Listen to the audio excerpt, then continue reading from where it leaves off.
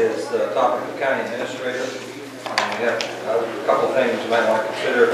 One was you each had received a copy of the letter of resignation from Mr. Hatfield. Take the motion to accept that. Yes, we'll move the motion. So moved. Second. We have a motion and a second. All those in favor? Aye. Opposed? Motion carries. Mr. Chairman, the next item under that topic would be what you want to do in the short term, and then I guess again also in the long term, whether you want to just leave it up to the board. Mr. Mears. I'm sorry. Mr. Mears has been the interim county administrator on several occasions. At this point in time, we're fixing to be in the budget cycle. Also, there's a lot of projects like 331 quarter, tax income financing, the Mossy Head Industrial Park, a lot of issues we've got to be working on. I'd love to give Mr. Mears a chance to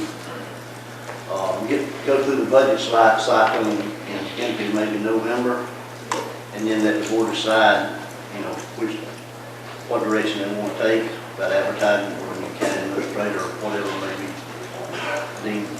Mr. Chairman, when we were over in Tallahassee last week, the Florida Association of Counties, one of their officers had indicated that they offer a headhunter service at a contract price that focuses mainly on providing for the state of Florida county executives. And I'd like us to consider utilizing that.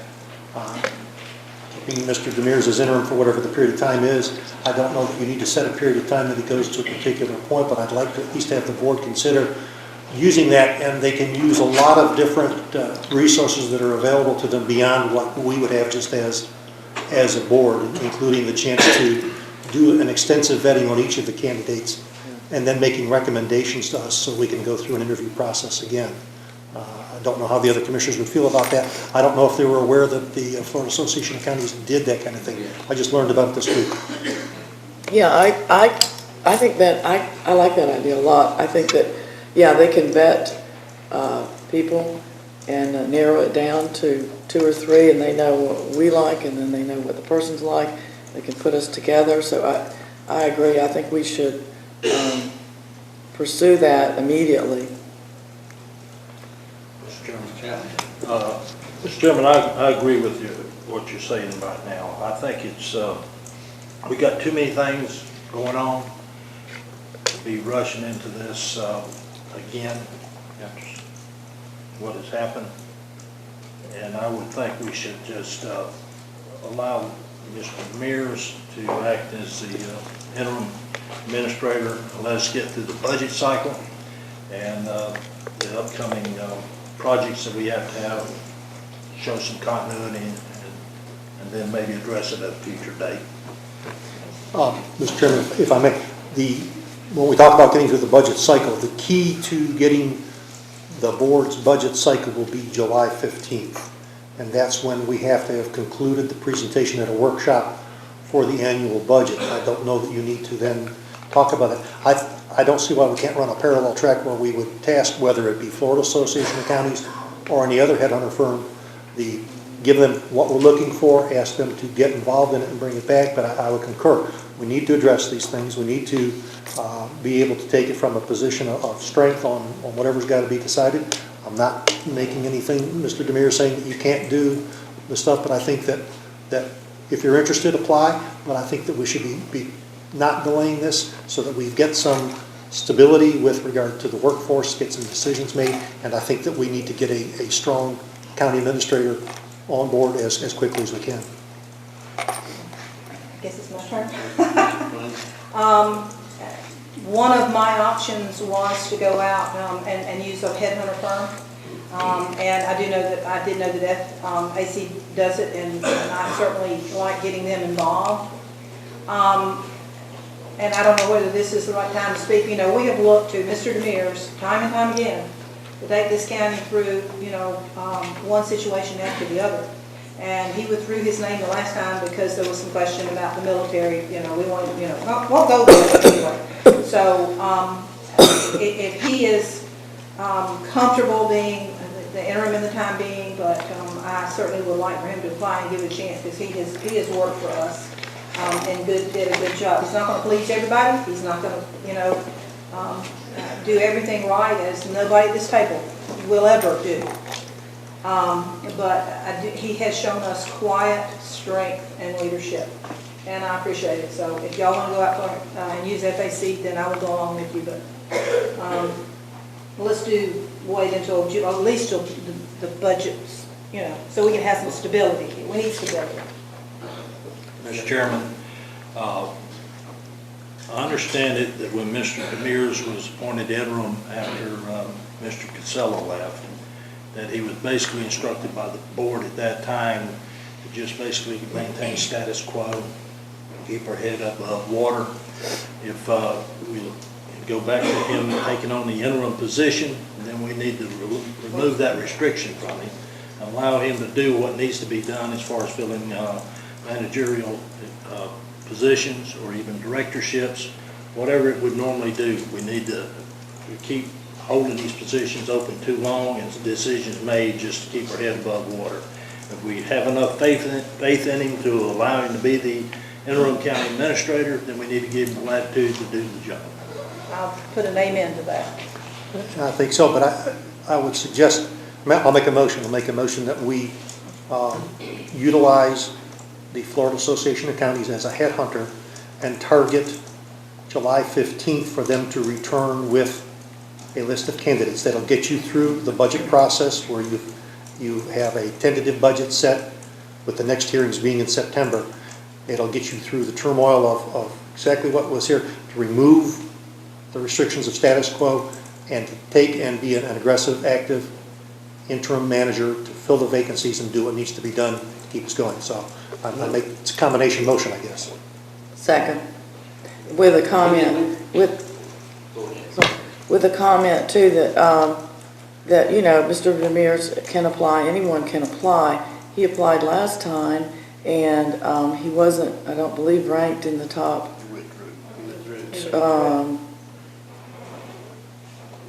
Did his name anyway? He withdrew his application. So we didn't really have a chance to vet him. To go through with that. So there, I don't know why he withdrew his application, but I think that we should go ahead and get this started because it does take a long time. It would not hurt anything to have fact. Go ahead with that target date. That gives them April, May, June. That gives them three and a half to 4 months. And I think that's the way we should go, get through budget. And, but if he wants to apply, that's fine. But we should go through the process and see who we want to hire. I'm not opposed to that. The question being that we're going to set a deadline. We need to, are they going to come over and talk to the board and see what? We're going to have to come. So if we set a deadline, it may not be reached in that time frame. I think it's it's something to shoot for. It's a target date. But we're not holding nobody to this. It's not a hard, fast target date, but it's a I think soft we would target. like to give them direction of what we're looking for in terms of a county administrator and a target date of when they should look to come back to us by. It may get delayed. They may, they may hit other things, but at that point in time, they'll be, I would assume, dangerous to do, that they'll make recommendations to us. So if this is our slate of top 3, 4, 5 candidates, how many do you want to interview? And then we go through that process. But I think that if you gave them 90 to 120 days to come up with this, that's quite doable. When we set the perimeter on the candidates, we're going to do, one of all this. See, I don't answer questions, or they going to look at 40, they going to run 2 to the board, they going to run. But we can tell them, we can say, these are our criteria, that they go through this whole list of things and they narrow it down and they say, well, we have 10 people who look like you might like them. Would you like to interview all 10 or would you like to go with their top 5? And then we decide at that point. I think we don't have to decide all the details. And then they bring us the candidates and we go, listen, let's interview the top 6 or whatever. And then, we go from there. But that takes all that work that we have to do out of our staff and out of our department, puts it in fact can bring the people that they have worked with in other places and they know us. Mr. Chairman, if I could comment about the FAC process. We discussed this at our county managers roundtable there in Tallahassee. It is a service that they provide. Chris Hawley, the executive director, spoke about it. There is a fee for the service, but it's about half the fee that you would pay for a professional headhunter. And he stressed that the difference that they would do is they would come down here first, talk to all the board members, find out what are you looking for, what is your criteria, but then they would also go out and actively recruit versus just running ads in the paper. They would actually go out and recruit people that they thought might fit the need for Walton County. Yeah, that's the beauty of that whole process, is that, it's kind of like a matchmaker. We might want to be a little flexible with the time frame. Let's ask them when they can come and when they can get started. I mean, I think that's the first thing. Let's contact them, see when they can be here. So that goes into your motion. I'll contact Chris Hawley and then bring it back next board meeting as to a potential timeline that could fit Well, that. the motion is on the floor, so I think Yeah, we can and vote. then I seconded it, so. Yeah, I know that. Clarify that if you will. What is your motion? My motion is, the specific motion is to utilize the Florida Association of Counties to act as a headhunter to target coming back July 15th with a recommended slate of candidates for interview. Okay, And I seconded it. that's all that. There'll be a second motion about the interim, but right now that's the motion. Okay. We have a motion second, all those in favor? Opposed, motion carries. Now, the second motion would be that during the interim, that Mr. Demers be, again, made the interim county administrator and, okay, Carry on the duties. carry on the duties in a full manner without the restraints of just maintaining the status quo. I'll second that motion. We have a motion second, all those in favor? Aye. Opposed, motion carries. Mr. Chairman, the next item on the agenda will be this was tabled from the last meeting, TDC Executive Director. The issue was brought up that there would be a period of time between today, which is the small term's last day, and the actual time when we could hire an executive director to take over the TDC. And I believe Commissioner Chapman had brought up the issue of trying to cover that interim period. I think, as far as I'm concerned, most of the staff at TDC knows what they're doing. They've been doing, a lot of them for a long time know what they're doing. They need maybe some administrative oversight. And I kind of racked my brain for, who we have in the county that is good at that and Mike could just, wouldn't have to be there 24 hours a day, but would check in. And he probably will kill me because I think he's in the audience. But I thought Stan Sunday, he was very good with employees and directing staff and that sort of thing. Mike could serve in the interim. Because it shouldn't take, a month maybe, at most, we'll have somebody. I would hope. So I would like to suggest that Stan Sunday, because he does have such good leadership at the correctional facility. He has staff that can do his job, which is one of the things I like best. I like about that is that he's trained people. If he falls off the cliff, he's got people standing there to do the job. So I'd like to recommend that Stan Sunday do it in the short period of time that we need somebody. You have anything to say, Chapman? You was looking like you was thinking. You was looking like you was Wasn't thinking. nothing. No, as far as what you're talking about with Stan, Stan and I go back a long way. He worked for me in the sheriff's office. He's running the county jail up there. And like I said before, he's taken the opportunity to train his subordinates so that in the event something was to happen to him, he could still, the process would continue. And I think we're looking at several weeks out. Would be asking Stan or any other person to come in there and just start doing everything. Mainly just as an overseer and making sure that the rules are followed and et cetera, until the new director's in place. Any other questions? I'll make a You see, motion. well, yeah, I do. I'll make a motion to get it started. I'll make a motion that we let Stan Sunday do the managing of the DDC in the interim until we get a TDC director, which to me surely a month or 6 weeks, we should have done our job and have hired somebody by then. That's my motion. So we need a second, so we discuss it. Second. Yeah, question. I guess the question is, what would his schedule be like? You know, because there are things that, you know, it's such a specialized operation that would he be able to be there? Sometimes they need someone there, you know, after, you know, on weekends, hours, there's all kinds of different things going on. You know, put you on the hot seat, Mr. Sunday, would you like to address that? I guess the question is, how much spare time do you have? Yeah. Do you have a lot of spare time? I guess I'll take this as a compliment. I certainly have a lot of competent staff that can take care of most of the day-to-day operations. I will require some presence at my day job, but I could split some of my time between the two. Anybody we picked would have to split their schedule. I mean, anybody else that would have to split their schedule. Unless it's somebody that doesn't work for the county that could step in, like one of the senior institute fellows, one of the, you know, they're retired and they have not a lot of time on their hands, but they are retired and they don't have to be somewhere at 8 o'clock in the morning, like Mr. Flint, Mr. Miller, these guys. But then you get into, you know. then you get into being an employee and paying them and, you know. Well, you We're know, not paying him too much. it might be, yeah, but it might be worth it.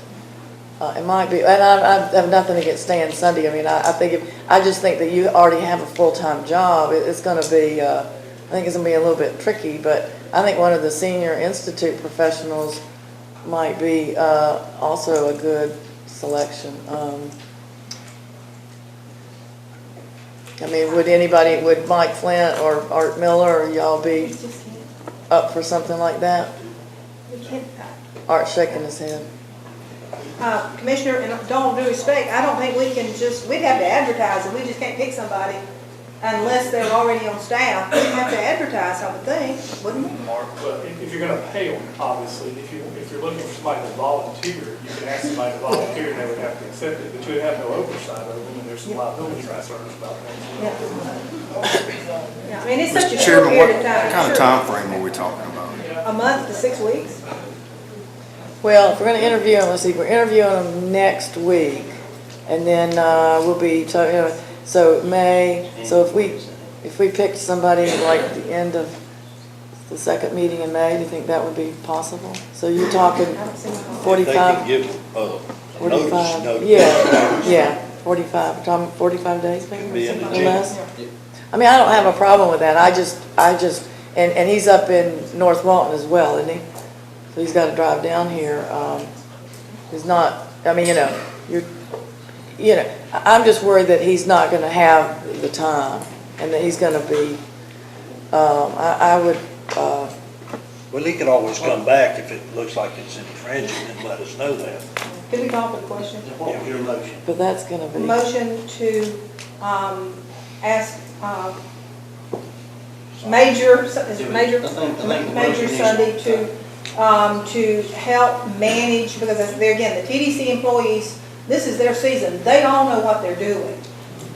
He doesn't need to create, for the most part, they know what their job is supposed to be. What he's doing is giving oversight and managerial oversight to the staff. Can we get some, what? I don't make the motion for, particularly for Stan. I think it has to be made, the motion needs to be clear that under administration. Yes, sir. This to fall under administration. If something happened to Stan, then you've got to have something. Well, Gary would certainly do that. Lord, I think that's the motion. Can we get some audience? Can we get some people from comments from the audience? Look, I called for the question. She called. Yeah, I called for the question, so we've got, Your motion. I'd like to hear from the. Unfortunately, the mission's called for, we have to actually have a vote. Okay. I called for the question. You made the motion. Yes, sir, I made the motion. Second. We have a motion to second. All those in favor? Aye. Opposed? Motion carries. Just so I'm clear, Yeah, well, the motion was to have Stan Sunday fill that role but it would still be under the direction of administration. Yes, sir. So you would allow me to make that happen and make Yes, it like sir. that? Yes, and work with him and, yes. sir. And that'll make us hurry that much faster to get somebody on board.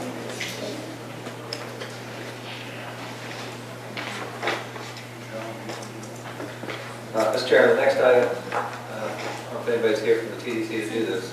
Mr. Sunday, would you like to? Yeah. John, thank you. Tell us what you know about turtles, Mr. Sunday. No turtles. Chairman, Commissioners, Mr. Clerk. As you know, Don Moliterno's last day was concluded this morning at Advisory Council meeting, and Dave Sal was scheduled to come and present the submission to you regarding turtle locks, but he is ill.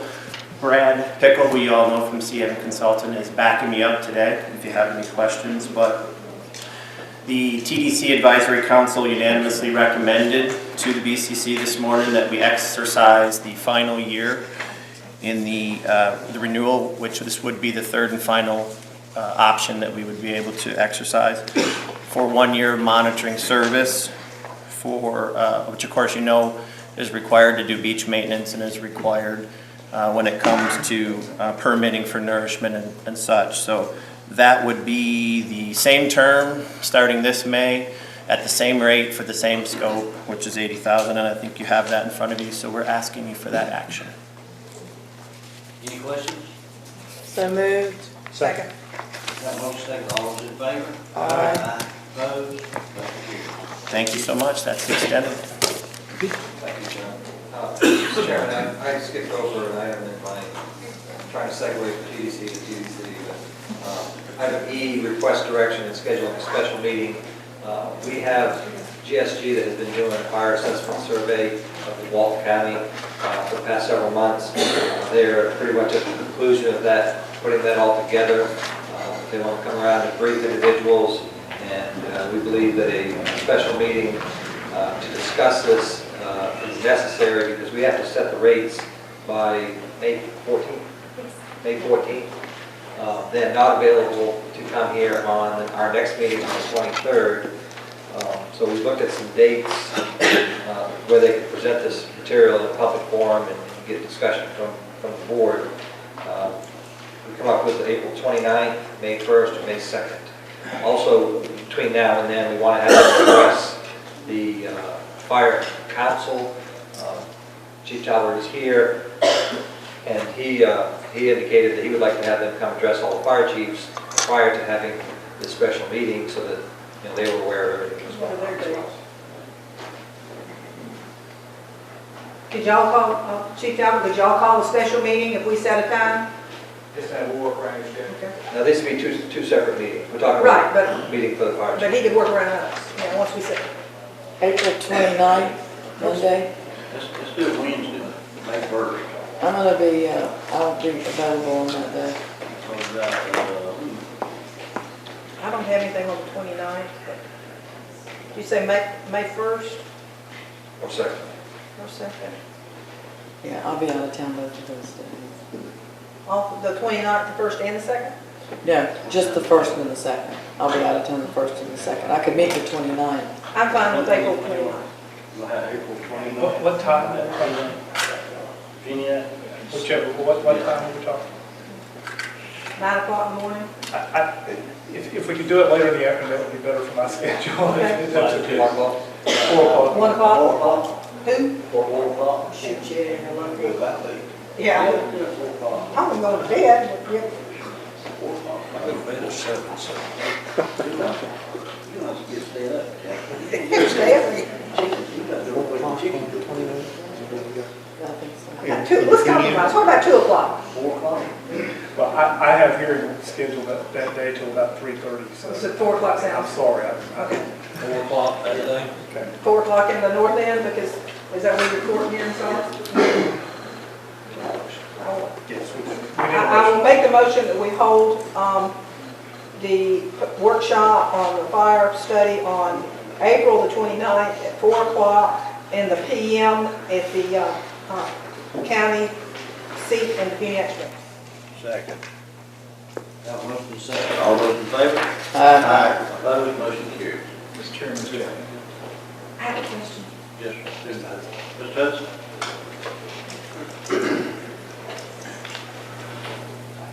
Just real quickly, the Walton County Taxpayers Association had worked very closely with, at this point in time, I can't remember exactly which of the county administrators we worked with, but I think it was Mr. Casella. And, but anyway, on this study, and Mr. Demers, you had indicated to me through email that we would receive a copy of that when you got it. Do you have it? We had a draft that was not very accurate. We had some things that were that weren't correct in there. They're making those changes. As soon as I get that, I'll send it to you. Thank you very much. And because I know there's at least one person in the audience that has been interested in a committee, we had talked at one point about appointing a committee. After we have a public hearing on this, and if we continue to see the need, will we go ahead and appoint, that citizens committee to help us make these decisions, or we got to, I know we have to make a decision on the rate by the 14th, but there are other issues involved in just setting that rate, so I just wanted to mention, because we had mentioned it several times, that we would have a committee to help us, and, are we or are we not, or what, The fire study did include all of Walton County, including South Walton, Okay. all the independent fire districts, but as far as setting the rate, we'll only be discussing the rate for North Walton Fire District.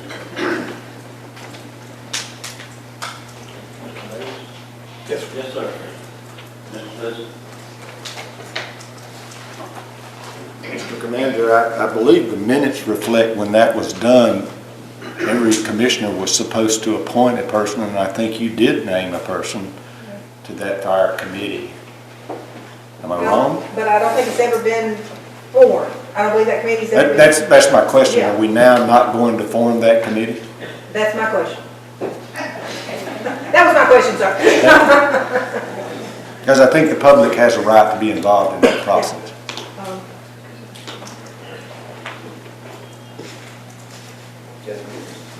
I think there are other issues than just the North Walton rate. Correct. So, and I know we're under a timeline to set the North Walton rate. But then I think maybe we either have to have some workshops, including the commission and the public, or a committee or whatever, and maybe it just needs to be a workshop with all of us to discuss how we go forward. There's more issues than just the rate. So, I mean, I'm willing to sit in a workshop all day long if it takes it. Whatever it takes for us to start making some decisions about total fire control and in Walton County. So whether we do it by committee or whether we do it with all of us, I'm ready to go. Well, I think two or three things are of interest to the Taxpayers Association. Number one, when you say the rates are going to be set on May 14th, part of the whole discussion about fire and rescue in Walton County revolved around rates. And so to say we're going to set the rates on May the 14th without this citizen involvement and citizen thing and reviewing the report that was done, and we specifically asked that it not just be one specific area, that it be countywide. And today is what, the 9th, I think?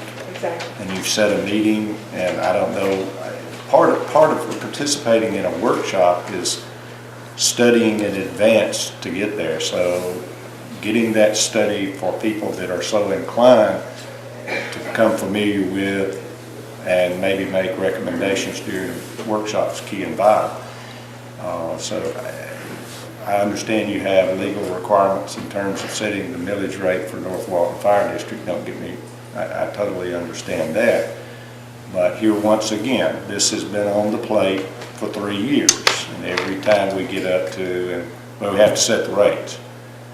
And we push the study back and trying to look at how we're doing, what type of service we're providing throughout the county is once again. So all I'm saying is, Bonnie McQuiston was the president of the taxpayers when this began. And that was 3 years ago at this point in time. So hopefully we can make this happen this year, because those things are not only just rates within North Walton Fire Districts, there are also issues that involve South Walton Fire District and involve Liberty Fire District, that involve all the fire districts there, plus the budget process that is a part of that. So it would be my hope that we would follow what our plan was. I know we've had change, and I know Mr. Demers is a very busy man, and y'all just unleashed him to do even more. But hopefully we can find a way to have this thing looked at before we set rates one more time. Is that doable? And I think that's what the 29th is about. I just asked Dee Dee. As soon as that study is available to us and to you, it will be available as soon as we can get it on the website. Dee Dee thinks it's doable to put it on the website. So, you know, potentially within what, Gary, a week? We can probably have that for you tomorrow. Yeah. We'll request it. And the other Gary, I thought you were saying something was going to happen 10 days from now. So if it's going to happen tomorrow, I'm going to sit down. Thank you. Commissioners, I also want to make sure it's clear, on May the 14th is setting a preliminary rate. Preliminary rate. So that they can send out notices and so Right, forth. then it's not a. July preliminary. 14th. July the 9th will be the final. So we'll still have time to change it or modify it, but we have to set a preliminary rate. And one more item of clarification, the word workshop was used, but actually the meeting on the It's a public 29th is a special meeting. special meeting, on the 29th is a special meeting. Okay.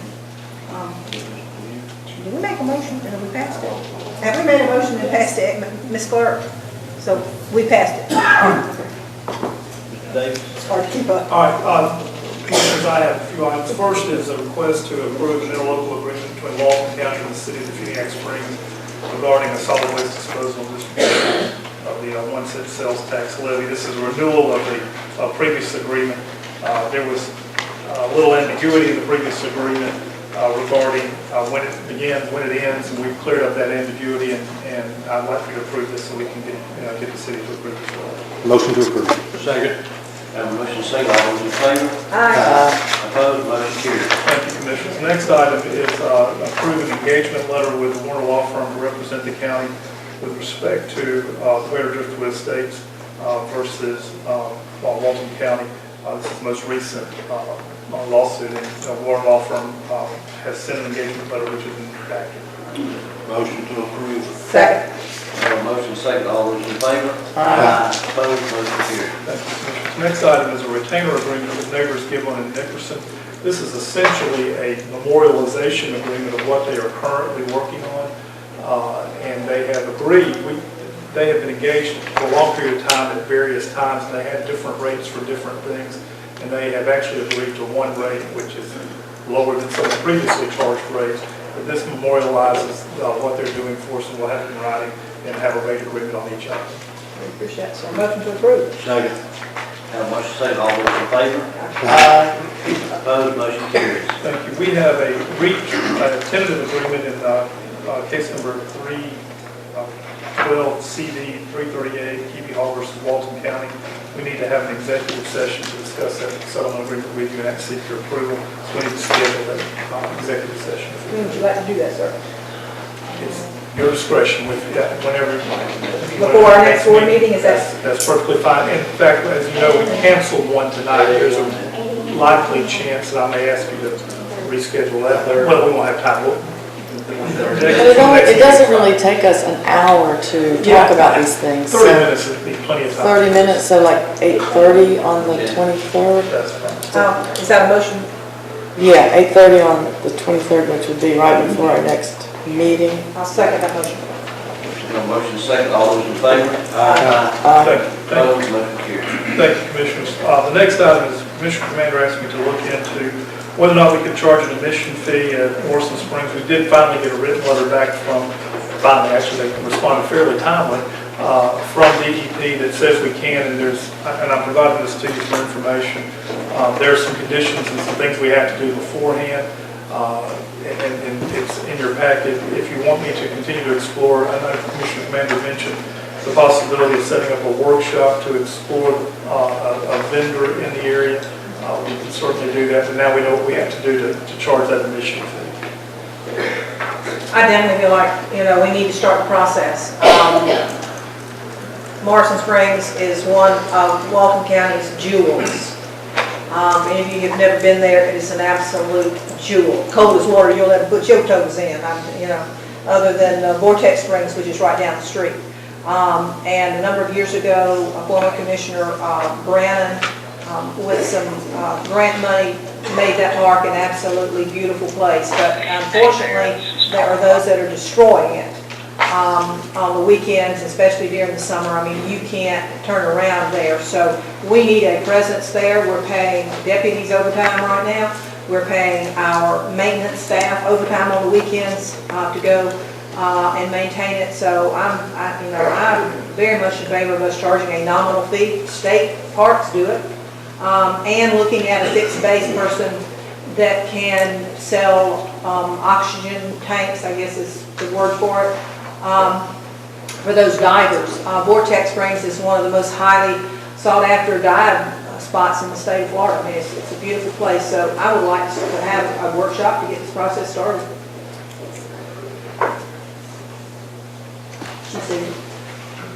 Need a motion and a date and time. I make that motion. Can we have the workshop at our next meeting?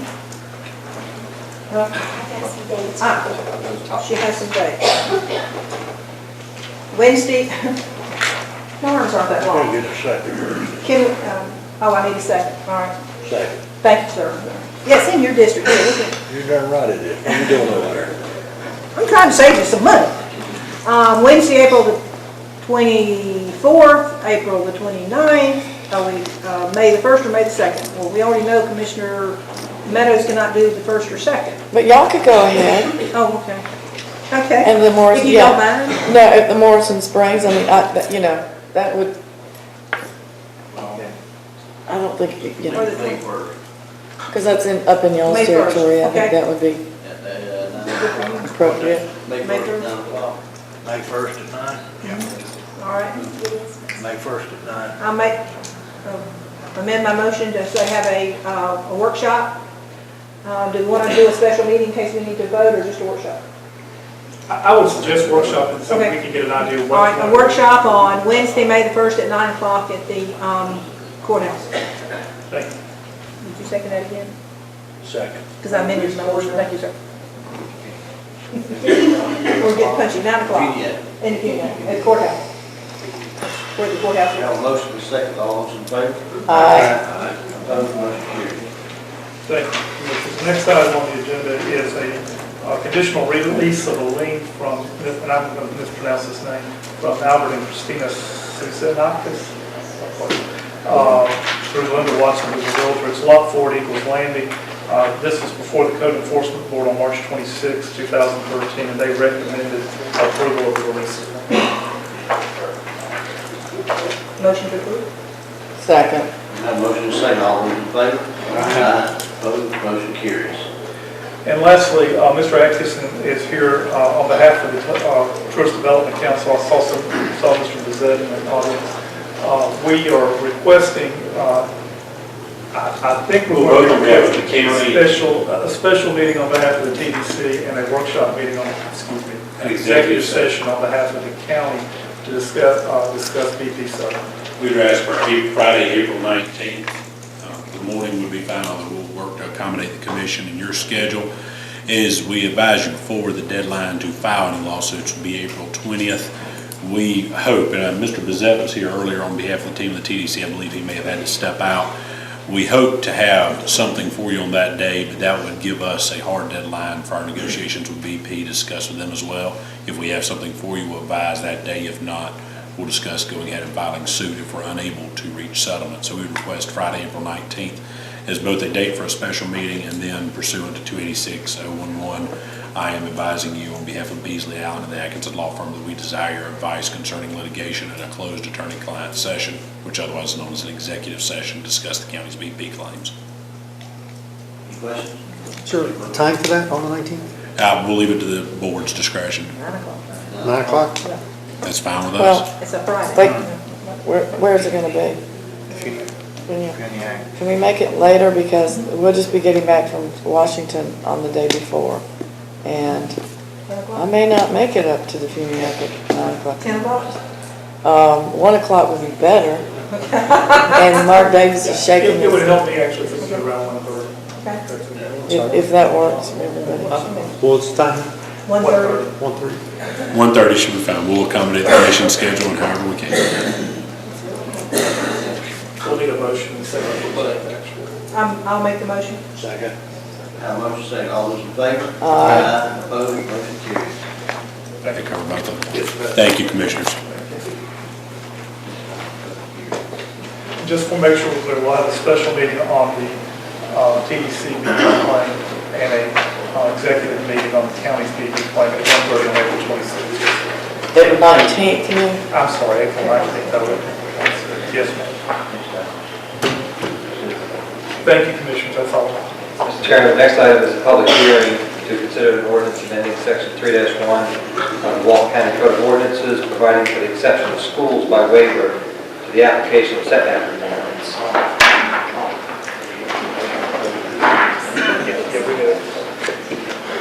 I need a motion to open this public hearing. So moved. Second. Have a motion second, all those in favor? Aye. Opposed, motion carries.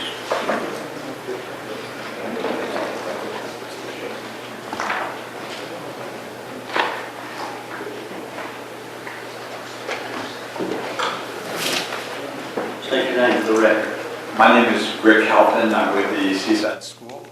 And the reason for the request was Alice Beach is donating property for us to expand our school and put a K through 5. And in order to do that,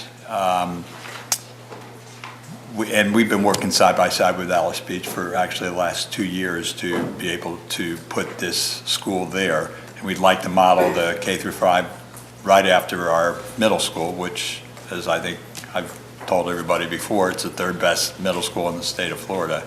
And in order to do this, we need to have this ordinance changed. So I'll turn it over to Jason, who has helped us tremendously and is a partner at the Seaside School in trying to put this in.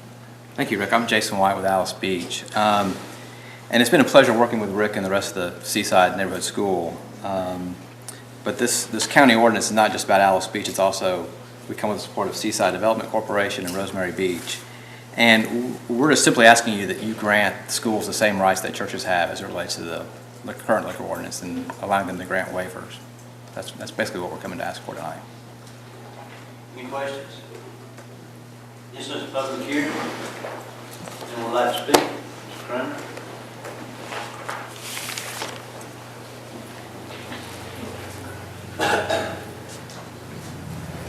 Commissioners, Mark. Good evening. It's probably one of the most antiquated laws that we have on the book that you've had to change by request on a number of times. In the 30 years that I've been here, it's been changed at least 3 times. Since the invocation of this type of legislation or ordinance, a lot's changed in our society and a lot's changed with law enforcement in the respect to why these ordinances were probably originally passed. We didn't have drunk driving laws when alcoholic beverages, and it was a big deal that we would come before a commission to ask what was done. So in a day and age of getting a law passed to take care of what turned out to be a situation on prohibition, I would say to you, this is a good move in this, but I'd ask you to do a more comprehensive thing and reduce these things down to a degree that's manageable. They don't make, in my opinion, a sense fiscally. You're coming to being petitioned today by rather large economic factors that move in our country and in our county specifically over antiquated laws that stand in the path of progress. And I would ask you to consciously think I support this request. It's certainly the same for schools and as it should be, and I read the ordinance, but I would ask you to look at it more comprehensively if it's in your purview to change it to 50 or 100 feet, or just to do away with it. It doesn't, we have laws that take care of those kind of things now, and this kind of ordinance serves no practical purpose in our society today, in my opinion. Thank you. The issue is, I think it's already been advertised as this particular thing, so I think to redo the whole thing, and I think these guys need us to act on it, PDQ. But it might be something we can take a look at later. Yeah, and Mr. Chairman, Commissioners, Mr. Clerk, I would ask you to kill the alligator in the boat, and then if you want to make a second motion to direct staff to bring back to you a consideration to eliminate or reduce it, as has been suggested that you do that. But I would ask that you pass the motion before you tonight, and then give whatever direction to your staff that you want. And of course, Rosemary Beach firmly supports the requested motion. Thank you. I just Anyone else have, like to speak? we have, and it's totally up to you, commissioners. We have about 10 people from the school in support of this. Our school's been in existence since 1996. We've had, as people that know Seaside, we've had restaurants, bars around us in this community for a very long time. And if, again, And nothing happened to you guys, did it? no, we've never had an incident there in the 17 years we've been there. So I'd be happy to have all our people come up and talk if you want, but for the sake of time, I'm happy to do whatever you suggest. Would you like to just stand up? Group?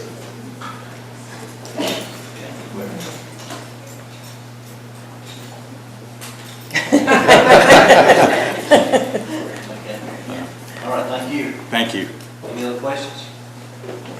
I move that we approve, we have to close the public hearing, so moved. Second. Have a motion second, all those in favor? Aye. Opposed, motion carries.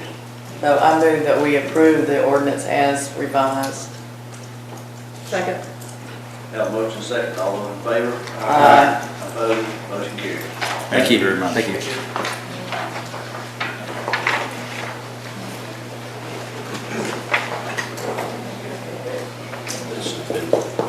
Mr. Chairman, the next item is a public hearing, public hearing for capital improvement project on County Road 395 and 38, commonly referred to as the roundabout versus traffic signal.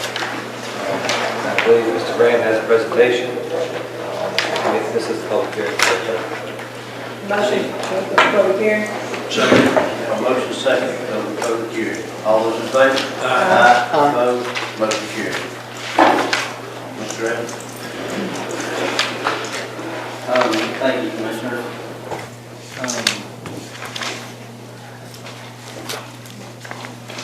I guess the purpose of coming here today, I guess, would be to get a reaffirmation from the current board on the direction that we're heading on our intersection improvement at 395 and 38. I've got a short PowerPoint. I'll try to get through it as quickly as possible. Greg, before you get started, when were you affirmed to start doing something sometime back? You want to reaffirm what has already been told you? When was that? It's in this It's in there? PowerPoint. Yeah, I've got my date. If y'all could just hold the questions to the very end, and probably a lot of those questions will be answered. Could you speak up too, please? Yeah. We can't hear it up here. Sorry about that. So what's driving this transportation improvement project? The intersection is operating below the adopted level of service in the concurrency management system. The project is identified in the county's capital improvement plan.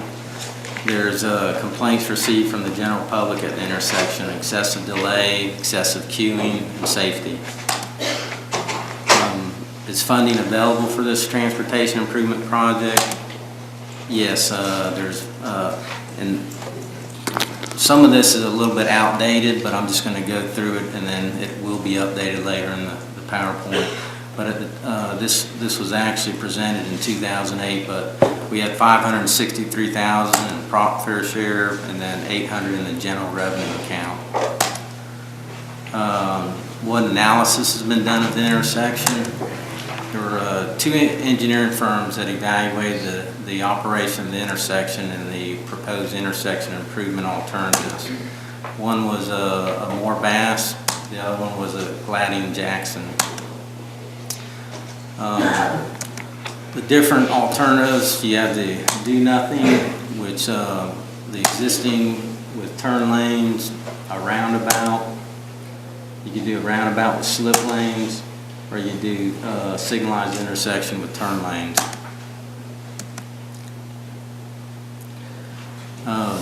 Based on the traffic analysis and back in the 2008 timeframe, the roundabout with slip lanes was determined to be equivalent to the signalized with turn lanes for some future traffic, which will be shown in this delay comparisons chart. There were an estimate of future traffic was done. You had a probable future traffic, and then you had a higher future traffic, which basically looked at the total build out of 30A. And so analysis was done based on both those traffic volumes. As you can see in the delay comparisons, that the roundabout is comparable to the signal with the turn lanes for the probable future traffic. And then with the higher future traffic, the roundabout does not, fails in the future. The roundabout does fail in the future? Based on based on the traffic volumes that they predicted and the analysis work that was done. When was that study done? The study was done approximately the 2008 timeframe. 2008? Yeah, yes ma'am. So that was 5 years ago, almost. Okay, yes, go ahead. ma'am. Sorry.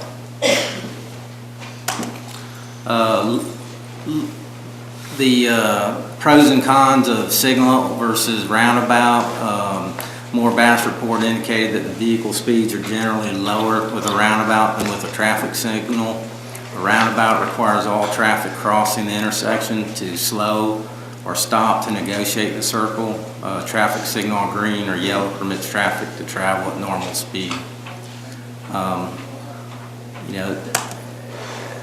The Gladding Jackson report indicated that vehicle speeds in a roundabout are pedestrian and bicycle friendly, 15 to 20 mile per hour, where the desire to yield is high. In contrast, motorists approaching a signal have a tendency to speed up at the end of a cycle.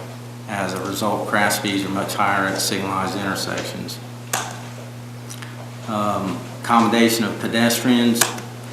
The signal provides easier crossings for novices with walk signals, and roundabouts could provide protected walk signal as well, but with increased delay.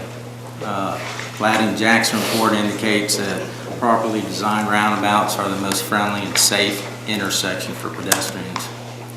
The ultimate test of safety and acceptance for walkability is the number of school placements. In the short 20-year history of modern roundabout implementation in North America, the number of schools that are using them has increased. The signal controls delay pedestrians just as they do motorists, but to a greater extent. Loop detectors, right turns on red and other intersections. Tools reward motorists for coming to them.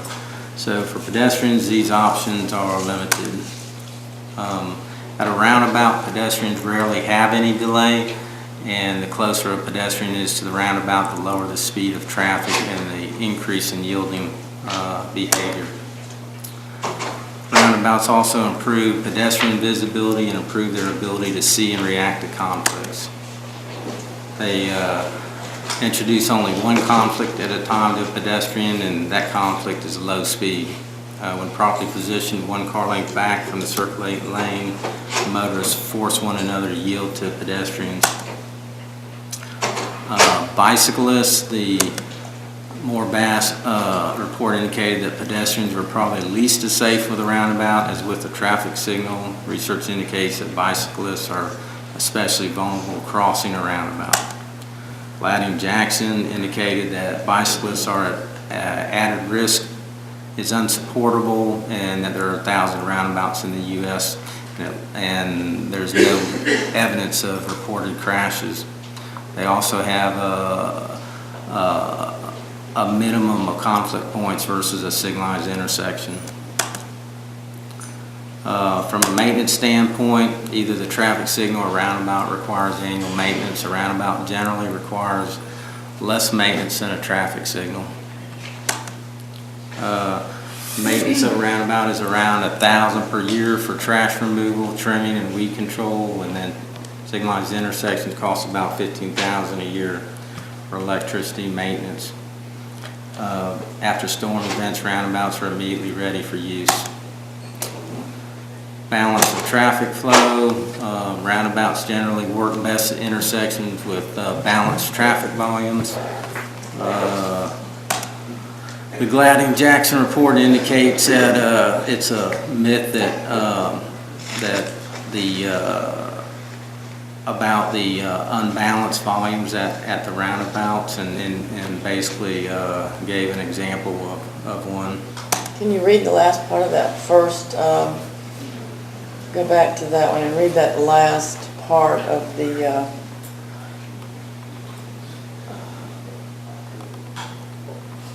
under more bass, continue on after volume, after you first.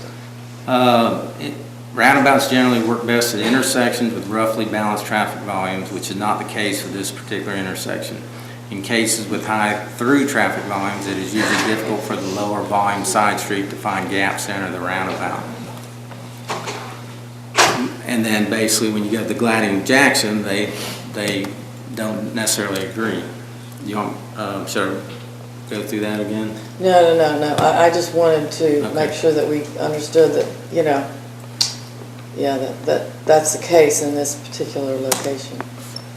Access to adjacent parcels. Both signals and roundabouts can limit full access to driveways immediately adjacent to the intersection. At this particular location, there are driveways that would be required to enter or back into the entry point of the roundabout, which is the location where drivers are looking to the left for gaps in traffic and not to the right for traffic entering from adjacent driveways. And Gladding-Jackson indicates that signalized intersections have a greater impact on access points and roundabouts. According to ITE and most DOT standards, driveways should not be closer than 100 feet on approach to a signals intersection and 230-foot minimum on the departure side of signalized intersections.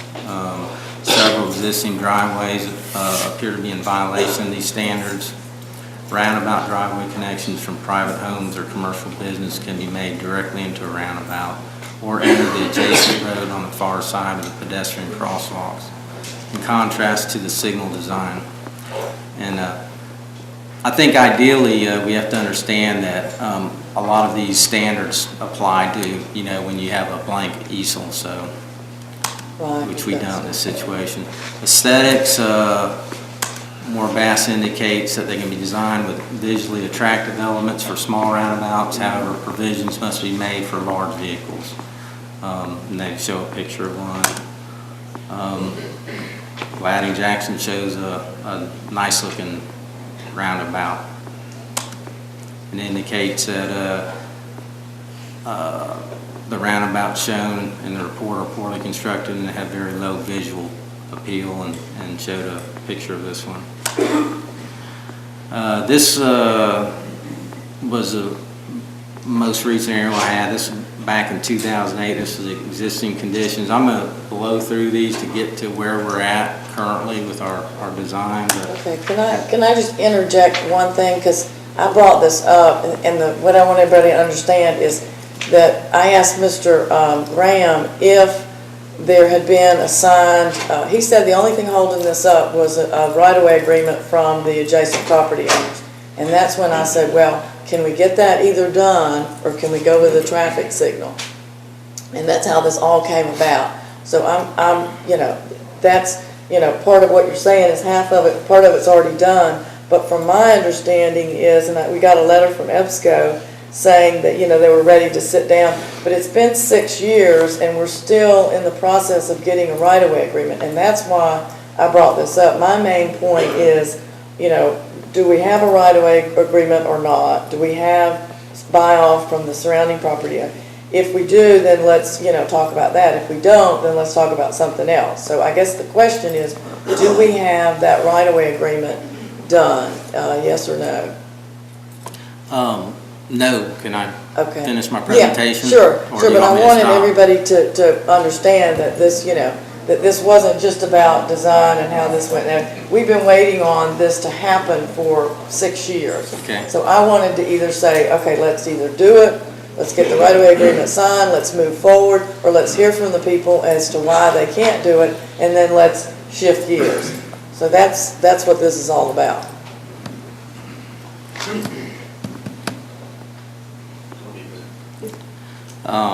Anyways, I'm gonna breeze through this. Y'all, this was a roundabout with slip lanes, shown overlaid with an aerial, signalized with turn lanes. And one question is too, is the parking across from the V and the Snappy Turtle and all those shops there, they're all parking there, just 15 spaces, I counted them, because I stand out there, I walk my dogs around that intersection every night and observe what's going on. Okay. Commissioner, Well, you asked a question, maybe we need to hear from EBSCO to see what they're. Yeah, I would love to hear what the status of it is. I'd like to hear from EBSCO where the status is, what's before we go any further. I mean, because I think we could run, you know, Yeah, I mean, we could hurry this up. Yeah. Yeah, Let's find out where we're at. yeah. I mean, because that's my understanding was the holdup was that. Yeah. So if it is, let's figure it out. If it's not, then let's figure that out. Kind enough to let me unplug this.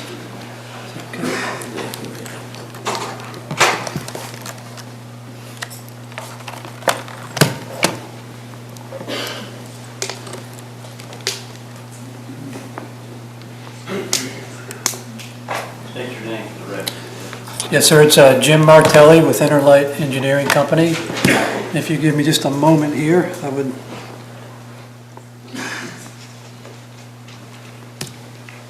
Hopefully that will pop up.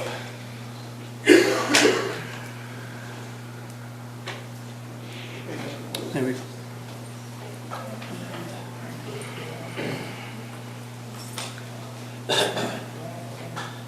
I guess the short answer to the question, once again, Jim Martelli with Interlight Engineering Company. I represent a few of the property owners here, and let me just jump to the slide.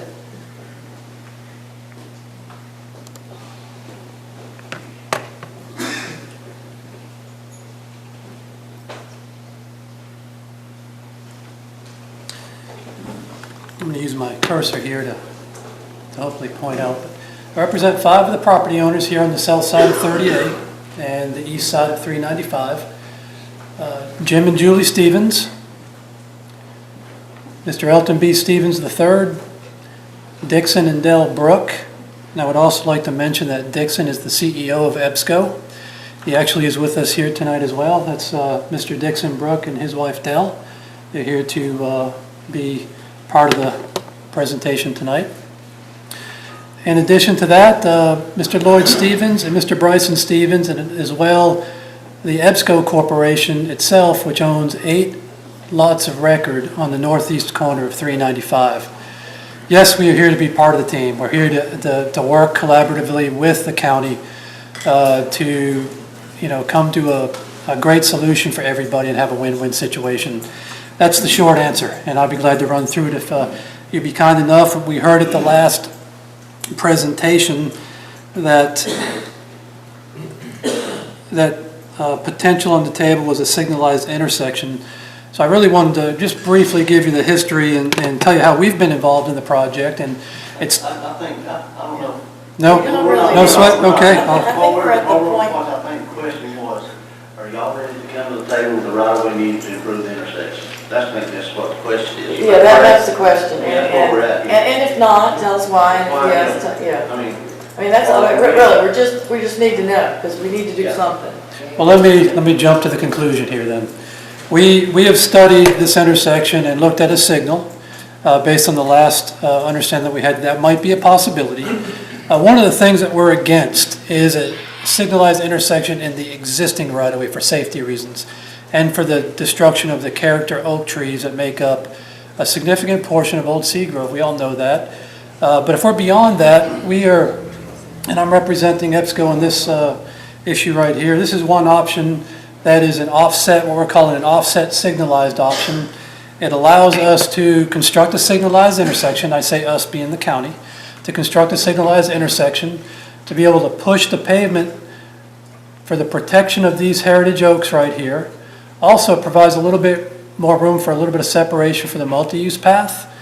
A crosswalk that obviously would have a place to push the button and cross safely, things like that. So this is one option, and after studying this over the past couple weeks, that's more of just a little SketchUp model of what that may look like. Do you have, what happens to the parking on the east side of 395 Yes, with yes, your ma'am, proposal? that's a great question. And if I go back, the short answer is it would get removed. Whether it's a signal in the existing right-of-way or a signal in the proposed right-of-way, as we show here, just to get all the lanes in, it really just encroaches on that parking right. There's really not a whole bunch that you can do with that. I'm just going to cut to the chase here and say we actually prefer this option, but just by a little bit. And the main reason for that is it allows vehicles to get out of the driveway safely. There's a little gap in traffic when two red lights are present, so to speak, for a few minutes or a few seconds, excuse me, to be able to pull out and get out of the driveways. But we prefer it by a little bit, but we do lend our support to that option. Okay, so this option is a traffic light there with widening of it looks like all three sections of 30A and 395 and to include turn lanes. Yes. How do you get that southern part so close that, that house right there is, go over a little bit more. The one right there, yeah. That house is so close to the right of way now. Does it leave any driveway?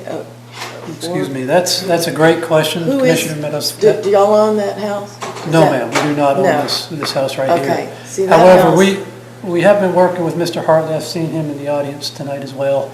And there's a little bit of a constricted area here, and we tried to obviously work with your engineers to get that intersection as far north as we could, but at the same time provide some protection for the V restaurant, which is a real important component to that intersection as well.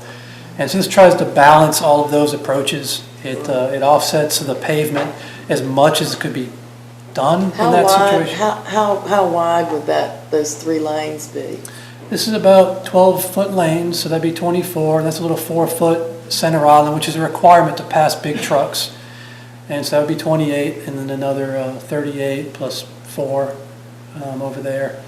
So it'd be about 40 to 42 feet.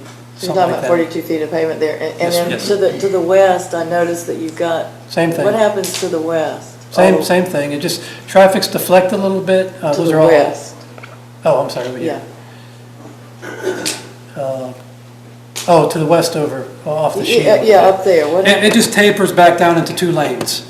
The way you design signalized intersections is you have what's called a queue depth, and that can store a certain amount of cars and that type of thing. So this just transitions back to a 2-lane highway back there. So has our engineering department reviewed this? Yes, and in fact, I want to say we're real appreciative of your engineering department, the Public Works. They've reached out to us and your consulting engineer. We've worked hand in hand on all these solutions.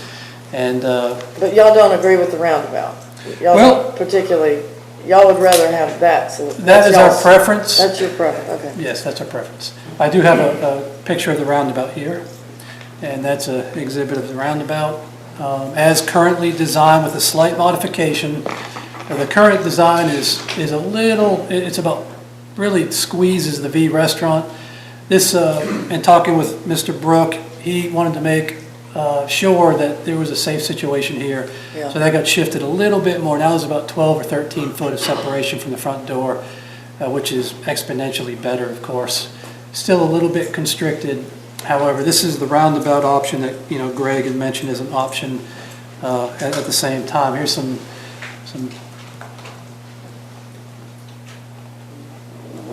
well, So it appears to me as if we're still kind of at an impasse. I mean, we haven't resolved anything. Is that y'all's? Well, I don't know, from my discussions concerning this with Jim and what have you, it sounds like they've gone out of their way to try to accommodate what we need to do in that intersection. And right now, it's limited. We know you're concerned with the over there, but either option, a signalized or a roundabout, is going to eat up those parking spaces. But at least in the roundabout, and correct me if I misstate anything, Jim, but if either the roundabout or the signalized station, if you shift it north and east a little bit, it creates additional space there for the B. It also allows some additional space on the north side of the road. Now, if I understand what we discussed the other day, and may be on the table, is that section where you see the road shift from where it presently is right there? Yes, to sir. shift north, then there'd be somewhat of a kind of a maybe a possible agreement or trade-off to relinquish the right-of-way to the south and then turn. yes, yes, sir, that's Is that correct. correct? What this is trying to present is, depending on which selection that you commissioners go with tonight, EBSCO is willing to come to the table and get a right-of-way agreement on this solution and get it behind us. Yeah, What the this- one thing is though, the house that y'all do not own looks to me like it's severely impacted. It's that house that sits right out on 30A. It gets impacted more than it exists now, but it would Yeah. be impacted more if the signalized intersection got constructed in the existing right-of-way. A lot more. This is better than the alternative, but it's not as safe. It seems to me that we're not gonna make a decision here tonight. There's a lot of things that, to me, are moving targets. So I would just suggest that they all sit down with the engineering department, come back with one proposal that, you know, they can get buy-off from the owners and everybody in there, and then come back to us with it. I would like to state that we are acceptable to both options. We Yeah, are ready to. But, go ahead. I appreciate the willingness to talk. I have a question for Mr. Graham. Mr. Graham? What additional costs would be involved in putting in signalization? I've got an estimate in my PowerPoint. While he's looking it up, Let me can look I it up ask a real quick. question? I mean, or can I make a statement? We are, you know, this is, what was it, Solomon that divided the baby? We are never going to make everybody in this situation happy. It ain't gonna happen. I love trees as much as the next person, as I'm not a tree hugger, but I'm close. But trees may have to go. We have to consider people's safety and the safety in that area. And as far as that parking, most aren't they parking using our right of way as parking now? So they're parking in our right of way. Well, So, they yeah, we got some are, tough decisions they to are make. Yeah, they are everywhere. Well, So, we gotta start somewhere. so the only parking they really have is like all along there. And then, yeah, so I think there's too many more issues to this than, I think that still are on the table because, go ahead. Mr. Graham, do you have a rough number of what the additional cost would be? Yeah, I mean, based on estimates I have, it's a $400,000 difference between a signalized intersection and a roundabout. Which one's more? The signalized intersection is more. Is $400,000 more? Yes. Is it? I'm sorry, Commissioner, does that include the cost of the acquisition of the property as well? You know, what we discussed with the Brooks, and correct me if I'm wrong, but it was a right-of-way swap, and then actually if there was additional right-of-way the county needed that we couldn't do an equitable swap, then there'd be like a prop fair share credit that we could give on one of their commercial parcels or maybe the Alice Beach parcel. So there was no money out of pocket per se from the county. So, Mr. Graham, so you would like them to come back with Well, Yeah, I would like them to come back because you can't really see what happens up on East and West Grove with this plan, and you can't really see all the way to the west. I would like to see exactly what they will agree to and how it would work with, the houses that they don't own, and then how it would work with what they do own, and then look at the different costs and see, which one is the best, because I don't have a clear direction tonight. I have never seen this plan, and I've never seen this plan. This is my district. It's actually my neighborhood. I deal with this issue every single day, every single night. There's 8,000 cars parking in that area as well. So I would like for it to work, and I would like for everybody in the neighborhood to know what's going to be happening, because this is going to be, a major construction project. Mr. Mayor, quick question. In the current year's capital budget, it's for a roundabout, is that correct? Yes, sir. Yeah, we have budgeted about 1.1 million. Okay, but it's in the current year's budget, so anything that would change, we'd also like to know about when you come back with, if the board agrees to have you come back with a plan deal, that everybody agrees on. And I guess I'm throwing a wrench into this, but I'm just going to ask a general question. If we allow and condone and say, oh, it's okay to park in the right of way in this neighborhood, how do we stop it from people from doing it in other neighborhoods? Well, number one, people park anywhere, everywhere that they can. So we're not really patrolling parking. We're only patrolling parking at the visibility triangles. People are parking all up and down 395. So there really is no control right now, because we have basically kind of let people park in the right of way since the beginning of time, I think. So I would like to make a motion that we continue. I'd like to make a motion that we continue this public hearing, and I would like to be in on the discussions because, and I'd like to hear from the public as well on the discussions on exactly what's going to happen there, because this is the first time I've ever seen this particular one. That would be my motion. We continue this hearing until. Excuse me. I will second I will make the second for discussion purposes. Mr. Brooke. Yes, sir. I'm Dixon Brooks, so I appreciate the opportunity to be here. We've been engaged working with the county to try to find a solution to this intersection. Our family's own property in Seagrove, and have been enjoying coming to Seagrove area for many years, since the early 50s. So we understand the special nature of Seagrove, and we would hope to keep it that way. So one of our thinking, part of our thinking on this intersection, and the reason we've been engaged with the county looking at options, has been the fact that we understand that something needs to be done. We've had a lot of growth. There's a lot of traffic on 38. There's a lot of congestion there. We experienced that firsthand. So when we start looking at different options from the county, we wanted to understand how a roundabout was better than a signalized intersection. That was earlier. There have been changes in the county. More recently, back in the fall, the county approved that they wanted the engineers to work with the property owners and come up with a solution to put a roundabout in. And then more recently, there's been a question about, well, is that really best? Shouldn't we do a signalized intersection? So it's always going kind of back and forth.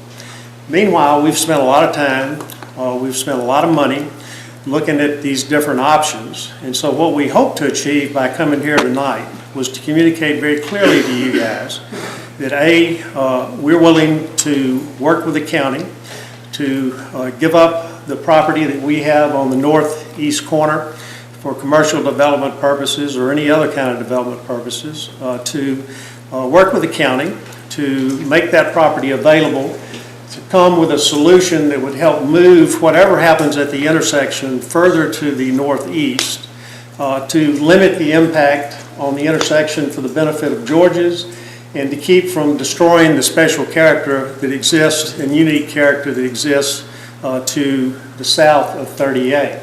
we think putting a signalized intersection or a roundabout in the current intersection is going to be unsafe, and it's going to destroy the quality of that whole intersection for everybody that enjoys it now.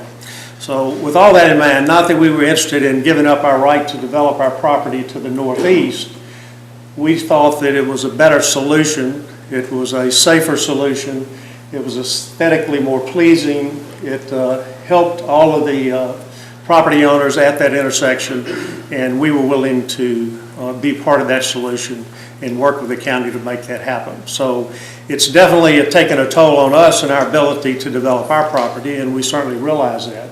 But we think it's a better long-term solution than just plopping a signalized intersection down in the middle of the existing right-of-way. So I respectfully ask y'all to understand that it has been a long time. We've been working at it a long time. We've been trying to help come up with a solution, and we brought two options tonight. We're willing to go with either one, but you know, I don't know how much longer we can keep talking about this. Part of it is it's been going on for a long time, and that's true, but there are reasons it's been going on for a long time. So hopefully you've got enough information that you can make a decision. Thank you. Let me ask you a question. Yes. Your northeast parcel, you say that you're giving up your development rights to that.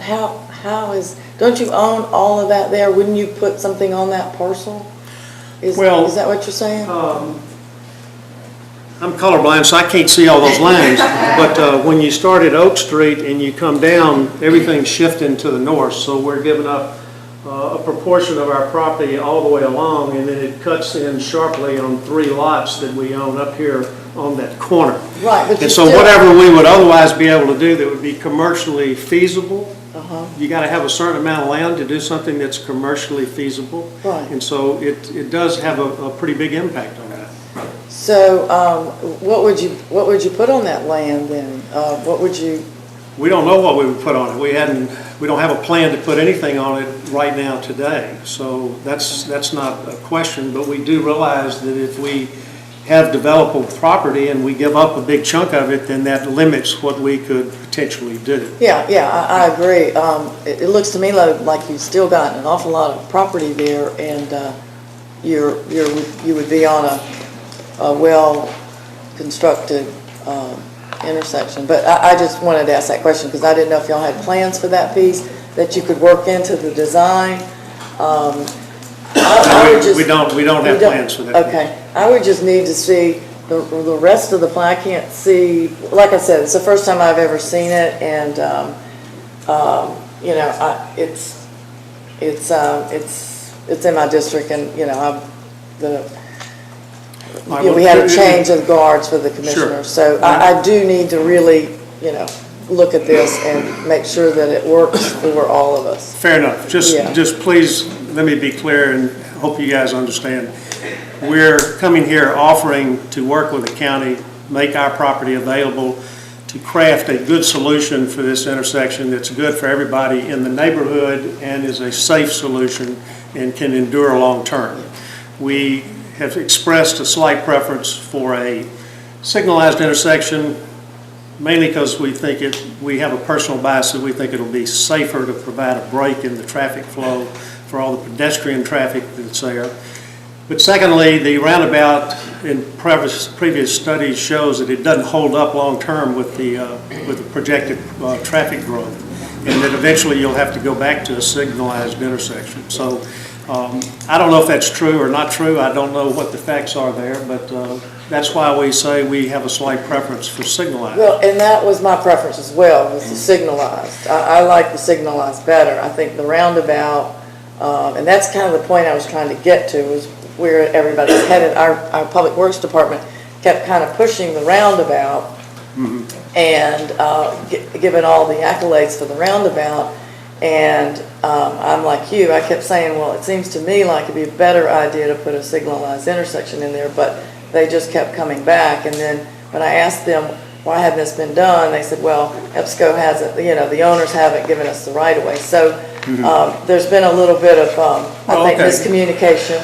But just And- understand that what I'm saying Yeah. here tonight. No, I appreciate is that. We can go either way. Yeah. Either one will work with what we're talking about Well, doing. I think though, if you're gonna give up property and you prefer a signalized intersection and I do too, and I think a lot of the residents around there would, I mean, I think we ought to head in that direction. I just don't see the point of continuing with the roundabout when there's a lot of people who don't think it's gonna hold up. Commissioner, Jim came to my office and brought a series of things like this that was very informative. I would suggest maybe the opportunity for Jim to meet with you. Yeah, to show we you were that. trying to set something up, I think. I don't know what happened to it, but I would like to sit down with them, but I appreciate y'all's, I just wanted to get to the bottom of it, to the bottom of what was really going on. And so thank y'all for coming and doing that.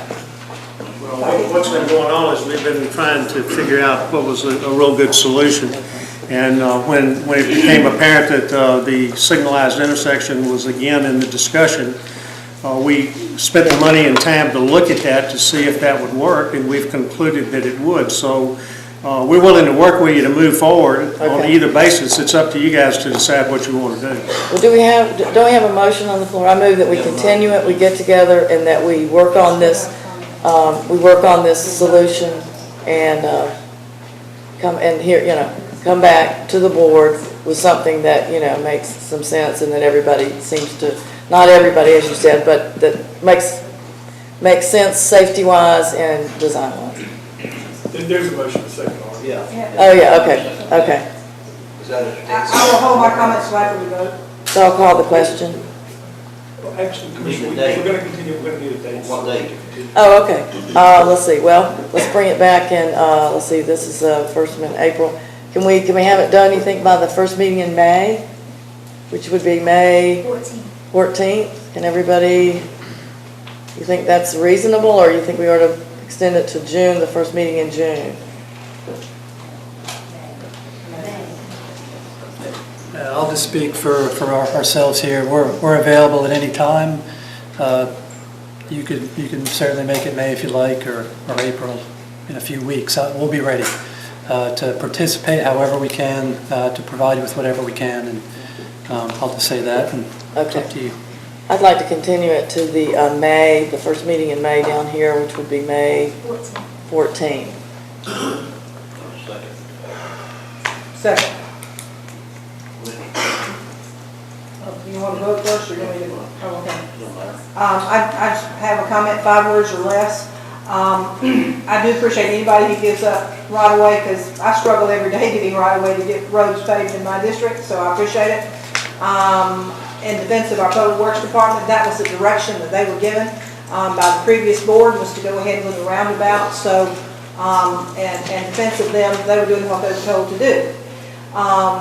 Third point, at my meeting last night. I thought you said 5 words or less. Wasn't it 5 I'm words? working on it.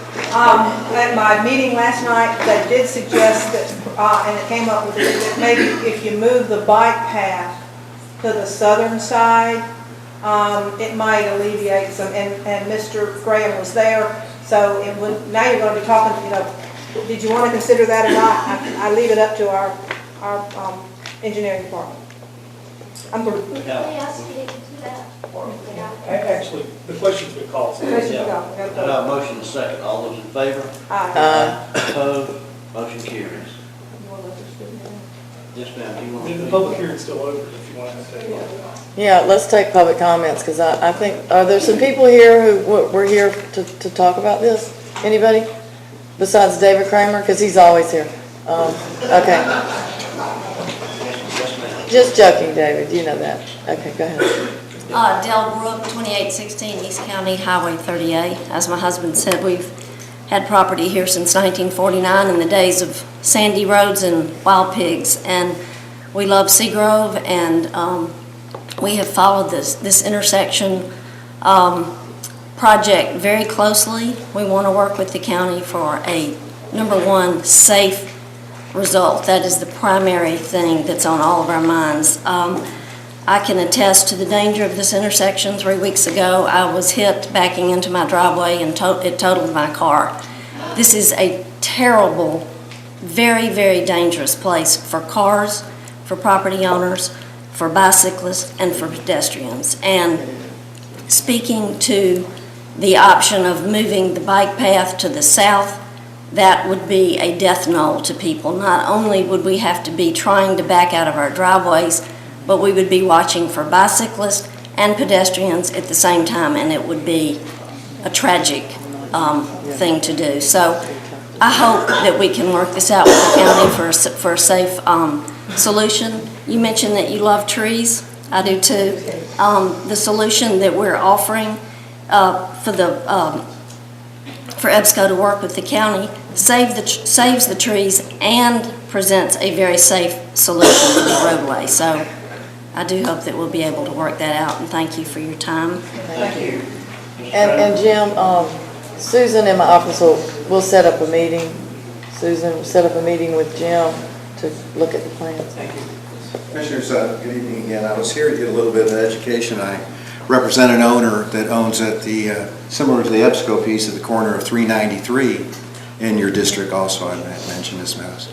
And we're hoping that we can alleviate some of this time frame that you're taking and take a lesson from this hard lesson you're getting tonight in time management. So to keep my minds brief is that we would like the county to get a hold of me and or the owners of that property ahead of the chance. Now, I made the move to get a hold of Preble Rish and found out, unbeknownst to myself and the owners, that the property was being considered for a roundabout at that intersection as well. Really?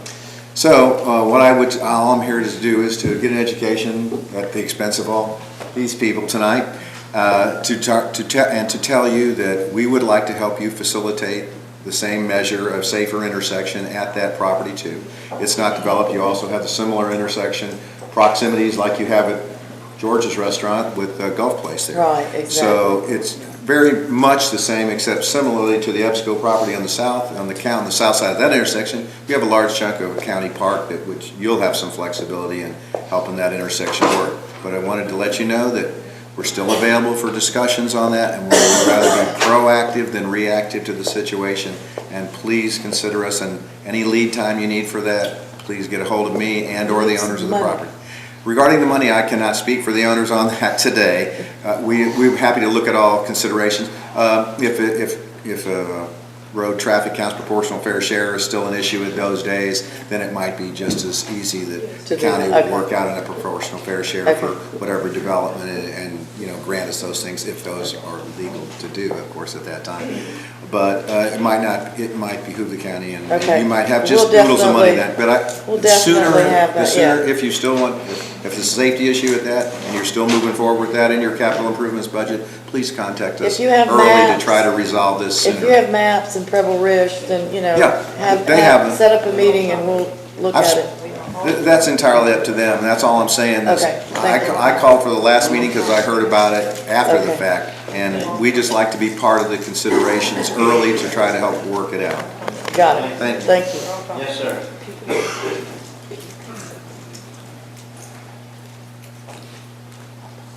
Evening, everyone. My name is Mark Schnell. I'm a resident of Seagrove, just 2 blocks north of the intersection in question. So I'm very excited, actually, to have the chance to come up and talk about this issue. I'm also an urban designer by trade, and I can tell you from many years of experience, and that roundabouts can be very effective. I just don't think one would be in this particular situation. I would never recommend one for a situation like this.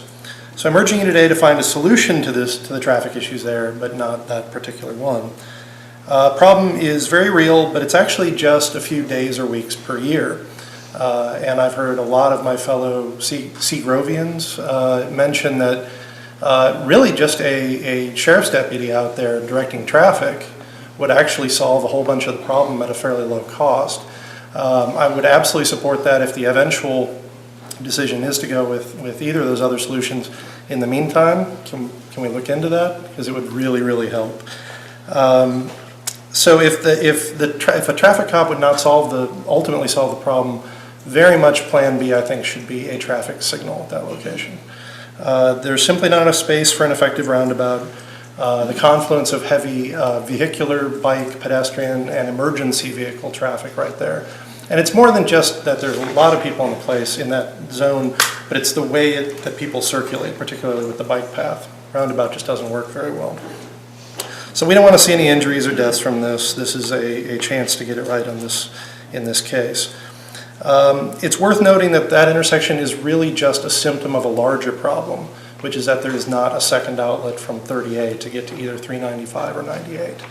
And ultimately, that's the problem that I think needs to be solved. So I'm going to pitch to you today what I call the Seagrove Parkway, which would be a road that hopefully would not even be developed along its edges, that would skirt the north side, hug the north side of Seagrove and connect with 395. That, along with traffic and bike improvements down 30A and Seagrove, would make it a totally different place. Great for residents, great for tourists. Thanks for listening. Thank you. Anyone else? Your motion to close public hearing, so moved. Second. Now motion second, all those in favor? Aye. Opposed, motion carries.